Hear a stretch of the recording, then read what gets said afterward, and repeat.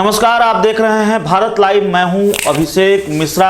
बिहार की राजनीति के गलियारे में एक सवाल लगातार टहल रहा है और वाजिब और बड़ा सवाल बनकर टहल रहा है कि क्या बीजेपी और जेडीयू के बीच के रिश्ते अब सामान्य नहीं रहे और इन दोनों दलों के बीच का टकराव धीरे धीरे भीषण हो रहा है और स्थिति इतनी भीषण हो रही है कि सरकार 5 सालों तक नहीं चलेगी, जैसा कि चिराग पासवान ये दावा कर रहे हैं। तो सवाल यह है, लगातार उस सवाल के जवाब तलाशने की कोशिश हो रही है और लगातार उस सवाल का जवाब हम भी ढूंढ रहे हैं। एक बड़ी खबर आ गई है बिहार के राजनीति के गलियारों से और हम इसको कनेक्ट कर सकते हैं इस सवाल के साथ, जोड़ सकते हैं इस सवाल के साथ, और जो खबर है उससे आप समझ सकते हैं कि अगर ये सवाल है कि बिहार में सरकार 5 साल तक नहीं चलेगी क्या, अगर ये सवाल है कि बीजेपी और जेडीयू के बीच के रिश्ते सामान्य नहीं है क्या, तो वो क्यों है। बीजेपी के प्रदेश अध्यक्ष हैं डॉक्टर संजय जायसवाल। उन्होंने बिहार में नीतीश कुमार के दावे की पोल खोल दी है। एक तरह से जो सुशासन का दावा मुख्यमंत्री नीतीश कुमार करते हैं, उन्हीं के सहयोगी पार्टी के अध्यक्ष, बिहार अध्यक्ष संजय जायसवाल ने पोल खोल दी है। एक फेसबुक पोस्ट उनकी तरफ से किया गया है थोड़ी देर पहले।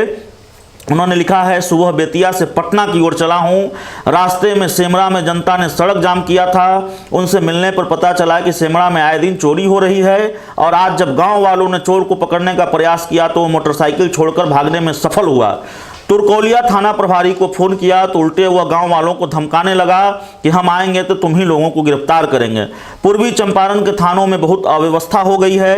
रक्सौल से लेकर मोतिहारी तक लगातार अपराध की घटनाएं हो रही है और मोतिहारी पुलिस प्रशासन अपराधियों को पकड़ने में अक्षम सिद्ध हो रहा है। रक्सौल हत्याकांड मामले में भी मैंने बात किया था, नतीजा अब तक नहीं निकला है। आज स्वयं डीजीपी से मिलकर पूर्वी चंपारण जिले के कानून व्यवस्था के बारे में बात करूंगा। अगर आप इस पूरी पोस्ट को पढ़ते वक्त ये भूल जाएं कि इस पोस्ट को बीजेपी के प्रदेश अध्यक्ष डॉक्टर संजय जायसवाल ने किया है, तो आपको ये पूरा पोस्ट ऐसा लगेगा जैसे नीतीश कुमार के धूर विरोधी, नीतीश कुमार के राजनीतिक विरोधियों ने ये हमला बोला है उन पर। लेकिन जैसे ही और अगर आप नीतीश कुमार के राजनीतिक विरोधियों ने इस तरह का हमला बोला होता तो खबर बड़ी नहीं होती। खबर इसलिए बड़ी हो गई है क्योंकि जिसके साथ मिलकर नीतीश कुमार सरकार चला रहे हैं और बीजेपी बड़ी पार्टी है, बड़ी हैसियत है उसकी बिहार की सरकार में और एनडीए में, उस पार्टी के बिहार के मुखिया, उस पार्टी के बिहार प्रदेश अध्यक्ष डॉक्टर संजय जायसवाल ये कह रहे हैं कि मैंने थाना प्रभारी को फोन किया, अपराध की घटना हो रही है, थाना प्रभारी गाँव के लोगों को धमका रहे हैं। तो ये सवाल खड़ा किया है सुशासन पर खुद बीजेपी के प्रदेश अध्यक्ष डॉक्टर संजय जायसवाल ने, और इसके मायने अलग हैं, इसके मायने बहुत हैं और आने वाले दिनों में बिहार की सियासी तस्वीर क्या होगी वो आप इस पूरे पोस्ट से समझ सकते हैं। राजनीति में कुछ भी यूं ही नहीं होता, राजनीति में संयोगों की गुंजाइश नहीं होती। ये संयोग नहीं है कि बेतिया से पटना आ रहे हैं संजय जायसवाल, उनको कोई दिक्कत हुई, उन्होंने कुछ देखा और वो उन्होंने बयां किया।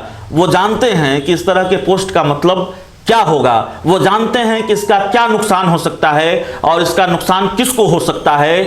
15 साल बनाम 15 साल की बात होती रही है पूरे चुनाव में। बिहार में होने वाली घटनाओं को लेकर विपक्ष लगातार सरकार पर हमलावर है। नीतीश कुमार विपक्ष के हमलों से चौतरफा घिरे हुए हैं और उस परिस्थिति में, उस दौर में खुद बीजेपी जो जेडीयू की सहयोगी है सरकार में भी, एनडीए में भी, वो हमला कर रही है। उसके प्रदेश अध्यक्ष हमला कर रहे हैं और ये कह रहे हैं कि बिहार में तो लगातार अपराध हो रहा है। खास जगहों का जिक्र कर रहे हैं और कह रहे हैं कि लगातार अपराध हो रहा है।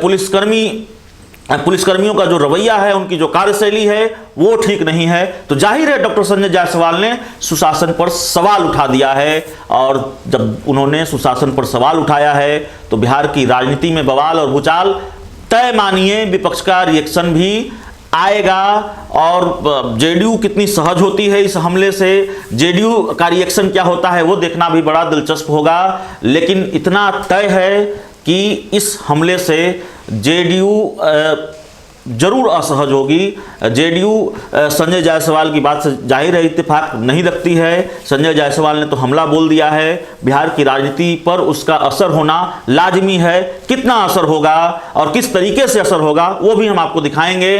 तो इस खबर में इतना ही, बहुत बहुत धन्यवाद।